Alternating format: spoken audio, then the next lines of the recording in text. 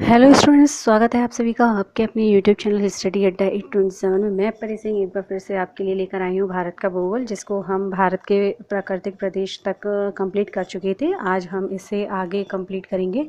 I hope आपको मेरी classes अच्छी लग रही होंगी। चलो तो शुरू करते हैं बिना किसी देरी की आज की क्लास। लेकिन उससे पहले मेरे चैनल को लाइक शेयर सब्सक्राइब करना बिल्कुल मत भूलिएगा, साथ में बेल आइकन को भी प्रेस कर लीजिए। चलिए शुरू करते हैं आज की क्लास। जैसा कि आपको पता है कि हम सीमावर्ती देश और भारत के प्राकृतिक देशों तक कंप्लीट कर चुके थे। हमने लास्ट लाइन ये पढ़ी थी कि भारत के पश्चिमी समुद्र तट का निर्माण जो हुआ है वो भूमि के उत्थान एवं निर्गमन के कारण हुआ है। आगे देखते हैं। आप देख सकते हैं कि यहाँ पे सुमेलित करना है दक्कन ट्रैप, जो क्रिटेशियस आदि नूतन, पश्चिमी घाट उत्तर नूतन, अरावली पर्वत प्री कैम्ब्रियन और नर्मदा ताप्ती अत्यंत नूतन और जलोढ़ निष्पेक्ष यहाँ मिस है शायद। चलिए आगे देखते हैं। केरल का कुट्टानाड या फिर कुट्टानाड प्रसिद्ध है। किस लिए प्रसिद्ध है? भारत की न्यूनतम ऊंचाई वाले क्षेत्र के रूप में। इसे केरल का धान का कटोरा कहा जाता है। FAO द्वारा इसे वैश्विक महत्वपूर्ण कृषि विरासत प्रणाली घोषित किया गया है। आगे देखते हैं। उत्तर का पर्वतीय प्रदेश। कथन दे रखा है, हिमालय से निकलने वाली सभी नदियां सतत वाहिनी हैं। कारण है, हिमालय अपनी वर्षा का अधिकांश दक्षिण पश्चिमी मानसून से प्राप्त करता है। तो कथन और कारण दोनों सही हैं, लेकिन जो आर है यानी जो कारण है वो कथन की व्याख्या नहीं कर रहा है। नेक्स्ट देखते हैं। हिमालय से निकलने वाली नदियां सतत वाहिनी हैं। हिमालय नदियों का उद्गम स्रोत हिमानियों में स्थित है। ए और आर दोनों सही हैं और आर ई की पुष्टि करता है। नेक्स्ट देखते हैं। हिमालय की रचना समांतर वलय श्रेणियों से हुई है, जिनमें से प्राचीनतम श्रेणी बृहद हिमालय श्रेणी है। उत्तर भारत में उप हिमालय क्षेत्र के सहारे फैले समतल मैदान को कहा जाता है भावर कहा जाता है। हिमालय का पर्वत पदीय प्रवेश है शिवालिक। शिवालिक पहाड़ियाँ हिस्सा है हिमालय का, और शिवालिक श्रेणी का निर्माण सीनोज़ोइक या प्लायोसीन युग में हुआ है। शिवालिक श्रेणियों की ऊंचाई 850 से 1200 मीटर के मध्य है, और शिवालिक शैल समूह के दक्षिण में भावर क्षेत्र का उदाहरण गिरिपद की स्थिति का है। आगे देखते हैं। उत्तराखंड, उत्तर प्रदेश, सिक्किम एवं हिमाचल प्रदेश में से हिमालय पर्वत श्रेणियां हिस्सा नहीं है उत्तर प्रदेश का। हिमालय के तरुण वलित पर्वत नवीन मोड़दार पर्वत के साक्ष्य कहे जाते हैं। गहरे गड्ढे, यू घुमाव वाले नदी मार्ग, समांतर पर्वत श्रेणियां, भूस्खलन के लिए उत्तरदायी, तीव्र ढाल प्रवणता। आगे देखते हैं क्वेश्चंस। आपको मैप दिख रहा होगा, यहाँ पे पॉइंट किए हो गए हैं 1 2 3 4 करके, और ये जो पर्वत श्रेणियों को इसमें अंकित किया हुआ है मैप में, तो आप देख सकते हैं। जो फर्स्ट है वो काराकोरम है, सेकंड जो है वो लद्दाख है, थर्ड जास्कर है और फोर्थ वन जो है वो पीर पंजाल है। आगे देखते हैं। लघु हिमालय स्थित है। जो लघु हिमालय है वो शिवालिक और महान हिमालय के मध्य में स्थित है। पश्चिमी भाग में हिमालय की श्रेणियों का दक्षिण से उत्तर की ओर सही क्रम है: शिवालिक, लघु हिमालय, महान हिमालय। सबसे नवीन पर्वत श्रेणी है शिवालिक। दक्षिण भारत में नवीनतम चट्टान प्रणाली है गोंडवाना।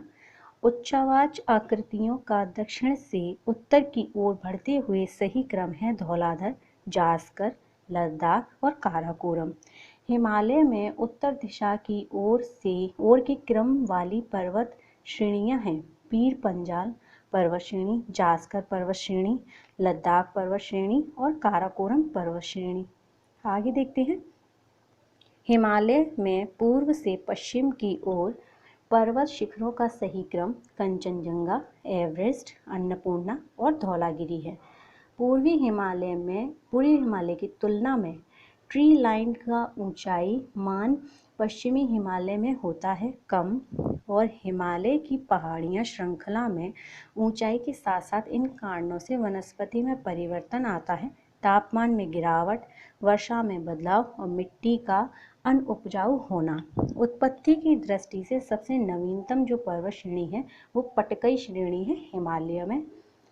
नागालैंड, त्रिपुरा, मणिपुर और मिजोरम राज्यों में से पटकई श्रेणियां या पटकई पहाड़ियों में संलग्न नहीं है। त्रिपुरा में पटकई पहाड़ियां नहीं हैं। पीर पंजाल श्रेणी पाई जाती है जम्मू कश्मीर में। कश्मीर घाटी स्थित है। बृहद हिमालय व पीर पंजाल श्रेणियों के मध्य। अस्काई चीन का भाग है। लद्दाख, पठार और पश्चिमी हिमालय संसाधन प्रदेश के प्रमुख संसाधन हैं। वन। ग्रेट हिमालय की ऊंचाई 8,850 मीटर, ASL 8,848 मीटर है। हिमाचल पर्यायवाची है मध्य हिमालय का। आगे देखते हैं स्टूडेंट्स, दक्षिण एवं मध्य भारत की पर्वत श्रेणियां एवं पहाड़ियां।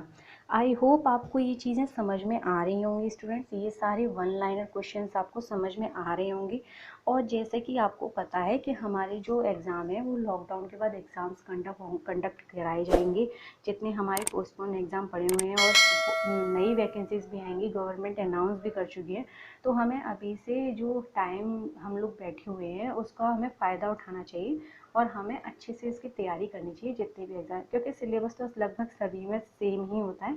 तो इसलिए ये वन लाइनर पॉइंट्स को तो आप अपना रिवाइज कर ही सकती हैं, इसलिए ये क्लासेस हैं। आई होप आपको अच्छी लग रही होंगी। चलिए शुरू करते हैं। नेक्स्ट पॉइंट, दक्षिण एवं मध्य भारत की पर्वत श्रेणियाँ एवं पहाड़ियाँ। जिसमें से देखते हैं पहला पॉइंट है, भारत में सबसे प्राचीन पर्वत श्रृंखला है अरावली। राजस्थान, हिमाचल प्रदेश, उड़ीसा एवं आंध्र प्रदेश राज्यों में से अरावली श्रेणियां स्थित हैं। राजस्थान में अरावली श्रेणियों की अनुमानित आयु 570 मिलियन वर्ष है। रेजिड्यूल पर्वत का उदाहरण है अरावली। दक्षिण भारत की सबसे ऊंची चोटी अनायमुडी है। भारतीय प्रायद्वीप की सबसे ऊंची चोटी अनायमुडी है। नर्मदा एवं ताप्ती नदियों के मध्य स्थित सतपुड़ा श्रेणियां हैं। उत्तर से शुरू कर दक्षिण की ओर पहाड़ियों का सही क्रम, नल्लामलाई पहाड़ियाँ, जवादी पहाड़ियाँ, नीलगिरी पहाड़ियाँ, अन्नामलाई पहाड़ियाँ। पूर्वी घाट और पश्चिमी घाट मिलते हैं नीलगिरी पहाड़ियों में। कर्नाटक, केरल, तमिलनाडु राज्यों के मिलन स्थल पर स्थित है नीलगिरी पहाड़ियाँ। नीलगिरी पर्वतमाला स्थित है केरल, कर्नाटक एवं तमिलनाडु राज्यों में। भारतीय समुद्र शास्त्रियों ने अरब सागर के तल में मुंबई से पश्चिम दक्षिण पश्चिम में लगभग 455 किलोमीटर दूर एक नए 1505 मीटर ऊंचे पर्वत की खोज की, जिसका नाम रमन सागर पर्वत रखा गया। अरावली, सतपुड़ा, अजंता और सह्याद्री पर्वत श्रेणियों में से वह जो केवल एक ही राज्य में विस्तृत है, अजंता पर्वत श्रेणियां हैं, जो कि महाराष्ट्र में स्थित है। महाराष्ट्र, कर्नाटक एवं गोवा में पश्चिम घाट कहलाते हैं। सह्याद्री पहाड़ियों का दक्षिण से उत्तर की ओर बढ़ते हुए अनुक्रम है। सतमाला पहाड़ियाँ, पीर पंजाल श्रेणी, नागा पहाड़ियाँ और कैमूर की पहाड़ियाँ। कार्डमम पहाड़ियाँ जिन राज्यों की सीमाओं पर स्थित हैं वह राज्य हैं केरल, तमिलनाडु। शेवराएँ पहाड़ियाँ जो अवस्थिति है उनकी, जो कि तमिलनाडु में है। बालाघाट श्रेणी, हरिश्चंद्र श्रेणी, मांडव पहाड़ियों तथा सतमाला पहाड़ियों में से महाराष्ट्र में जो स्थित नहीं है वो मांडव पहाड़ियाँ हैं। अब जो सुमेलित करना है, पहाड़ियाँ दे रखी है, क्षेत्र दे रखा है। जो महादेव पहाड़ियाँ हैं मध्य भारत में पाई जाती हैं और जो मिकीर की पहाड़ियाँ हैं वो पूर्वोत्तर भारत में पाई जाती हैं। महादेव पहाड़ियाँ का भाग है सतपुड़ा श्रेणी का भाग है।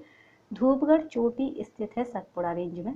रामगिरी की पहाड़ियों का भाग है पूर्वी घाट या महेंद्र पर्वत का।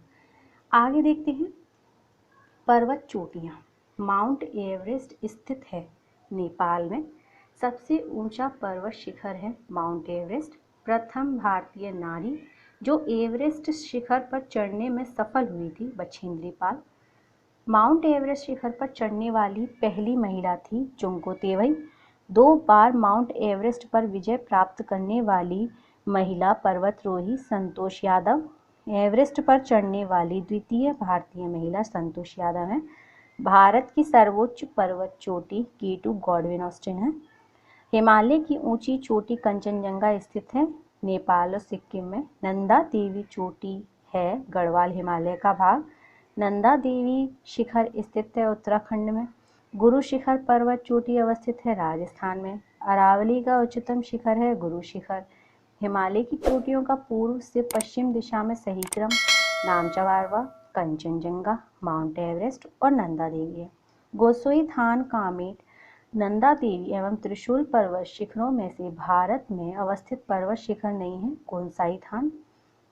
सही सुमेलित है माउंट आबू, अरावली पहाड़ियाँ, कोडाईकनाल, पलनी पहाड़ियाँ, उटकमंड नीलगिरी पहाड़ियाँ, शिमला, धौलाधर श्रेणी।